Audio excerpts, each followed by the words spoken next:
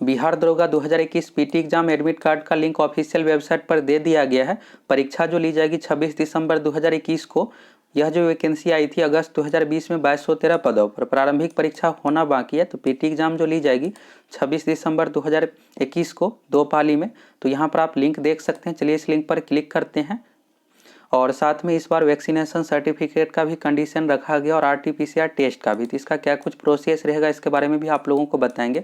ID proof से संबंधित भी अपना डाउट क्लियर कर लीजिए और एडमिट कार्ड से संबंधित जो भी महत्वपूर्ण निर्देश दिया हुआ है इसको आप अच्छे तरीके से समझ लीजिए।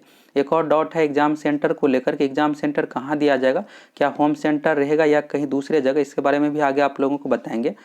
लिंक पर आप क्लिक कीजिएगा। तो क्लिक करने के बाद यहाँ पर इस तरह से आएगा, टाइमर में ही लगा हुआ है। 10 दिसंबर 2021 से आप एडमिट कार्ड डाउनलोड कर सकते हैं। 11 AM पर यहाँ पर लिंक एक्टिव कर दिया जाएगा। इसके बाद आप mobile number, date of birth से एडमिट कार्ड डाउनलोड कर सकते हैं या फिर registration number, date of birth से। फॉर्म भरते इसमें जो मोबाइल नंबर दिए हैं उसी मोबाइल नंबर से आप एडमिट कार्ड डाउनलोड कर सकते हैं अगर रजिस्ट्रेशन नंबर नहीं पता है तो। बाकी यहाँ पर नीचे में निर्देश है, यहाँ पर विज्ञापन है 03/2020 2213 पद से संबंधित है और नीचे में एडमिट कार्ड का निर्देश दिया हुआ है। चलिए इस पर क्लिक करते हैं और निर्देश को अच्छे तरीके से देख लीजिए। वैक्सीनेशन सर्टिफिकेट का क्या कुछ कंडीशन है, आरटीपीसीआर का क्या कुछ कंडीशन है, इसको अच्छे से समझ लीजिए। आपको अपनी तरफ से कोई भी गलती नहीं करना है, नहीं तो आप एग्जाम देने से वंचित हो सकते हैं। यहाँ पर आप देखिएगा प्रवेश पत्र पर दिए गए निर्देश जिसका अनुपालन आवश्यक है। पहले नंबर पॉइंट में फोटो पहचान पत्र यानी फोटो आईडी प्रूफ से संबंधित है। बिना परीक्षा केंद्र में प्रवेश की अनुमति नहीं दी जाएगी और वही पहचान पत्र रखें जिसका विवरण आपने आवेदन पत्र में दिया है।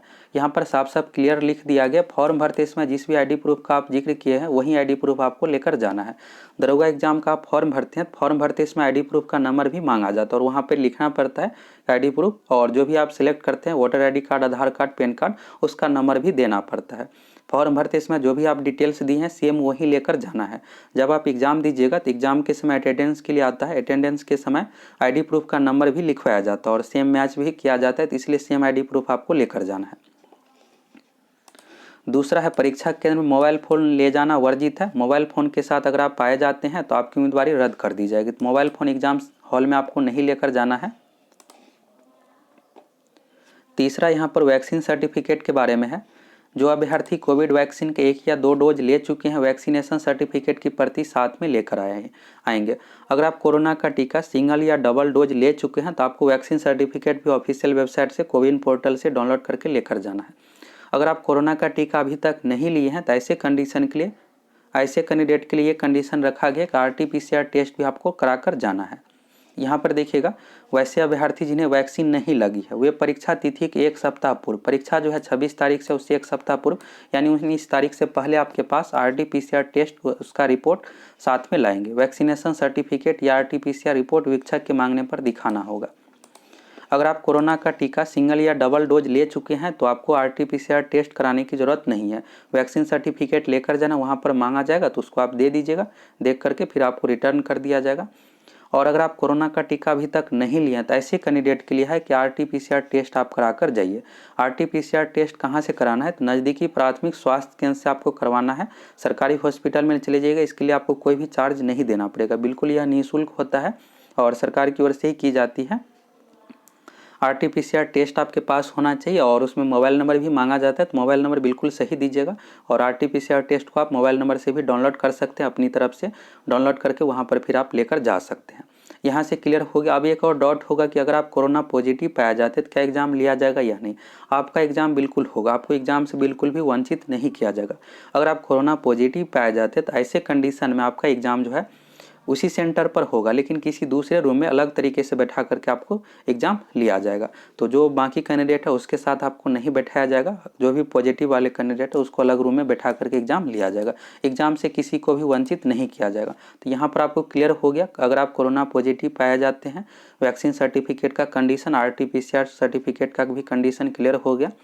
जो टीका ले चुके हैं उसको वैक्सीन सर्टिफिकेट लेकर जाना है, जो नहीं लिए हैं उसको आरटीपीसीआर टेस्ट करवा कर जाना है। इसके बाद है परीक्षा केंद्र पर अपना मास्क एवं सैनिटाइजर साथ लेकर आएंगे। बिना मास्क का आपको एग्जाम नहीं देने दिया जाएगा, इसलिए आप मास्क लगा कर जाइएगा और सैनिटाइजर भी आप साथ में लेकर जा सकते हैं और पानी का बोतल भी आप लेकर जा सकते हैं।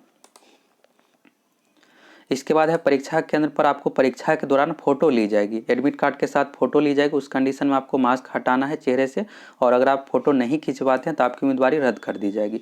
इस प्रवेश पत्र को बाद में भी आपको सुरक्षित रखना है, और प्रवेश पत्र के बिना परीक्षा में प्रवेश की अनुमति नहीं मिलेगी। परीक्षा केंद्र में रिपोर्टिंग टाइम के बाद किसी भी परिस्थिति में प्रवेश की अनुमति नहीं मिलेगी। एडमिट कार्ड पर रिपोर्टिंग टाइम रहेगा, गेट क्लोजिंग टाइम दिया हुआ रहेगा, उसको आप अच्छे से देख लीजिएगा। समय से आपको एग्जाम सेंटर पर पहुंच जाना है। परीक्षा जो ली जाएगी 26 दिसंबर 2021 को 2 पाली में ली जाएगी। पहली पाली की परीक्षा 10 बजे से लेकर के 12 बजे के बीच में, दूसरी पाली की परीक्षा 2 बजे से लेकर के 4 बजे के बीच में। यह जो परीक्षा 2 घंटे की है, टोटल 100 क्वेश्चन पूछा जाएगा, जिसमें जो क्वेश्चन है जीके करेंट अफेयर से और 5 क्वेश्चन मैथ से पूछा जाएगा। निगेटिव मार्किंग भी है, 0.2 अंक निगेटिव है। अगर आप एक क्वेश्चन सही करते हैं तो आपको 2 अंक मिलेगा, एक क्वेश्चन सही होने पर 2 अंक मिलेगा, अगर गलत होता है तो 0.2 अंक काटा जाएगा।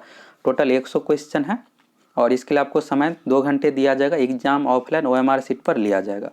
बाकी पॉइंट देख लीजिए। परीक्षा केंद्र में अपने साथ वही फोटो पहचान पत्र रखें जिसका विवरण आपने आवेदन पत्र में दिया है, जिसे शिक्षक द्वारा मांगे जाने पर दिखाएं। शुरू में भी आप लोगों को बताएं, आईडी प्रूफ आपको वही लेकर जाना है जो आप फॉर्म भरते इसमें दिए हैं। फॉर्म भरते इसमें आईडी प्रूफ का भी डिटेल्स देना पड़ता है। अगर आप आधार कार्ड का डिटेल्स दिए हैं, आधार कार्ड ही लेकर जाइएगा। उसका नंबर वहाँ पर एग्जाम के समय में लिखाया जाता है। जब अटेंडेंस बनाने के लिए आता है तो उस समय आईडी प्रूफ आपको दिखाना पड़ेगा, और आईडी का नंबर भी लिखना पड़ता है। इसके बाद यहाँ पर चीटिंग का कंडीशन है। पद रूप धारण, यानी किसी दूसरे को अपने सीट पर बैठा कर परीक्षा देना या किसी दूसरे के सीट पर बैठकर परीक्षा देना, ये सब कदाचार के श्रेणी में दंडनीय अपराध है। इसके लिए आपको सजा भी दी जा सकती है। इसके बाद है किसी भी परिस्थिति में परीक्षा केंद्र में कोई भी फेरबदल मान्य नहीं है। एडमिट कार्ड पर जो भी एग्जाम सेंटर का नाम रहेगा उसी सेंटर पर जाकर आपको परीक्षा देना पड़ेगा। अगर आप नहीं देते हैं तो आपकी उम्मीदवारी रद्द कर दी जाएगी। अगर आप किसी दूसरे सेंटर पर या गलत रोल नंबर फिलअप करते हैं तो आपकी उम्मीदवारी रद्द कर दी जाएगी। इसके बाद है एग्जाम हॉल में आपको कोई भी लिखित सामग्री और कोई भी आपको इलेक्ट्रॉनिक उपकरण नहीं लेकर जाना, जैसे कैलकुलेटर, मोबाइल फ़ोन हो गया। स्मार्ट वॉच का भी कंडीशन जोड़ दिया गया, डिजिटल वॉच भी आपको नहीं लेकर जाना है। ब्लूटूथ से संबंधित कोई भी उपकरण आपको नहीं लेकर जाना है, और आप नॉर्मल घड़ी लेकर जा सकते हैं। जो स्मार्ट वॉच नहीं हो नॉर्मल लेकर जा सकते हैं। वैसे एग्जाम सेंटर पर भी घड़ी की व्यवस्था की हुई रहती है। इसके बाद परीक्षा के दौरान किसी भी प्रकार के इलेक्ट्रॉनिक उपकरण के साथ पाए जाते हैं, आपकी उम्मीदवारी रद्द कर दी जाएगी। इसके बाद OMR सीट के बारे में है। OMR सीट पर जो भी निर्देश रहेगा उसको आप अच्छे तरीके से ध्यानपूर्वक पढ़ लीजिएगा। और OMR सीट पर कोई भी पहचान जाहिर नहीं करना है, कोई भी चिन्ह नहीं बनाना है, आपको कोई भी चिन्ह भी नहीं बनाना है, और कोई भी प्रश्न पुस्तिका का पन्ना आपको अलग नहीं करना है, कोई भी पन्ना को फाड़ना नहीं है। इसके बाद है OMR सीट पर जो गोला रहेगा, 4 ऑप्शन दिया हो रहता है जिसको फिलअप करना है। तो इसके लिए आपको जो पेन यूज करना है, नीले बॉल पॉइंट पेन और या फिर ब्लैक, तो यानी ब्लू या ब्लैक पेन में से कोई एक पेन आप यूज कर सकते हैं। आप अपने साथ 2 पेन जरूर लेकर जाइए। अगर एक पेन खराब हो जाता है तो उस कंडीशन में दूसरे पेन का आप उपयोग कर सकते हैं। एक ही कलर का दोनों पेन लेकर जाइएगा, या तो ब्लैक पेन या फिर ब्लू पेन। और अगर आप एक बार उत्तर अंकित कर देते हैं तो इसको मिटा करके दोबारा कोई उत्तर नहीं अंकित करना। ऐसे कंडीशन में निगेटिव गलत उत्तर माना जाएगा और इसके लिए निगेटिव अंक भी काटा जाएगा। या फिर एक ही क्वेश्चन का 2 ऑप्शन को आपको नहीं रंगना है, 2 गोला को नहीं रंगना है। इसमें नेगेटिव मार्किंग के बारे में आप लोगों को बता ही दिया, 0.2 अंक नेगेटिव मार्किंग है।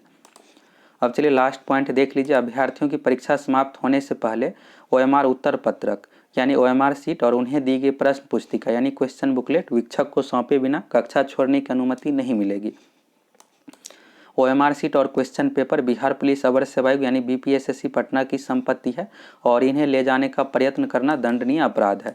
तो यानी आप क्वेश्चन पेपर और OMR सीट का कार्बन कॉपी अपने साथ लेकर नहीं आ सकते, जिस तरह से पिछली बार था सेम इसी अकॉर्डिंग है। और आप लोग BPSSC से ज़रूर मांग कीजिए कि एग्जाम में पारदर्शिता के लिए क्वेश्चन पेपर और आंसर की भी बाद में जारी किया जाए। क्वेश्चन पेपर देने से स्टूडेंट आश्वस्त हो जाता है कि हम कितना क्वेश्चन बना कर आए हैं। बाद में आंसर की अगर जारी किया जाएगा तो ऑफिशियल वेबसाइट से आप मिलाकर भी चेक कर लीजिएगा। और जब PT परीक्षा ली जाएगी, रिजल्ट दिया जाएगा, उसी समय सभी कैंडिडेट का मार्क्स भी ऑफिशियल वेबसाइट पर बता दिया जाए। ये नहीं कि लास्ट रिजल्ट फाइनल रिजल्ट आने के बाद मार्क्स जारी किया जाता है। ये आप बिल्कुल BPSSC से मांग कर सकते क्वेश्चन पेपर देने के लिए। वैसे अभी यहाँ पर कंडीशन दिया गया है कि आप क्वेश्चन पेपर लेकर नहीं आ सकते हैं। जिस तरह से पिछली बार था सेम उसी अकॉर्डिंग है। तो यहाँ से आपका सारा डाउट क्लियर हो गया। अगर कोई भी डाउट है तो इस वीडियो को आप पूरा देख लीजिए, सब कुछ क्लियर समझ में आ जाएगा। वैक्सीनेशन सर्टिफिकेट को लेकर भी डाउट क्लियर हो गया। अब बात करते हैं एग्ज़ाम सेंटर कहाँ पर होगा, होम सेंटर दिया जाएगा या फिर किसी दूसरा जिला में सेंटर दिया जाएगा। तो अब बिहार में देखिएगा तो जितने भी एग्ज़ाम है सभी में गर्ल्स का जो है होम सेंटर ही दिया जाता है, चाहे कोई भी एग्ज़ाम हो। अगर आपके ज़िला में सेंटर बनाया गया है तो उस कंडीशन में आपको होम सेंटर ही मिलेगा। बाकी 2020 से जब से कोरोना आया है तो बीपीएसएससी की ओर से जो भी परीक्षा ली गई है सभी में होम सेंटर ही दिया जाता है। बीपीएसएससी हो गया या फिर सीएसबीसी हो गया, दोनों में होम सेंटर ही दिया जाता है।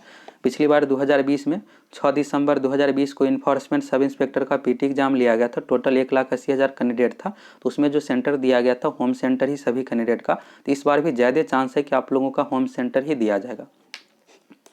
अगर होम सेंटर नहीं दिया जाता है तो बगल वाले ज़िला में सेंटर दिया जाएगा, और जो दूसरे राज्य से है यानी बिहार से बाहर के हैं तो बिहार में ही आपका सेंटर होगा। पटना या फिर पटना के बगल वाले ज़िला में आपका सेंटर दिया जाएगा। दूसरे राज्य में बिहार के एग्ज़ाम का परीक्षा का सेंटर नहीं दिया जाता, बिहार के ही सभी ज़िला में एग्ज़ाम लिया जाता है। तो सभी ज़िला में इसका सेंटर बनाया गया है। और गर्ल्स की बात करें तो गर्ल्स का होम सेंटर ही दिया जाएगा, बाकी बॉयज़ के लिए होम सेंटर भी हो सकता है, नहीं तो आपके बगल वाले ज़िला में सेंटर दिया जाएगा। 2020 से जितने भी परीक्षा ली गई है सभी का होम सेंटर ही दिया गया है। और यह जो परीक्षा है 2 पाली में है, 10 बजे से लेकर के 12 बजे के बीच में है। दूसरी पाली 2 बजे से लेकर के 4 बजे के बीच में है। तो यहाँ से आपको सारा डाउट क्लियर हो गया। आप इस वीडियो को पूरा देख लीजिए और जितना भी यहाँ पर निर्देश दिया हुआ एडमिट कार्ड पर इसको अच्छे से समझ लीजिए। आपको अपनी ओर से कोई भी गलती नहीं करना है। अगर आप गलती करते हैं एग्ज़ाम देने से आप वंचित भी हो सकते हैं।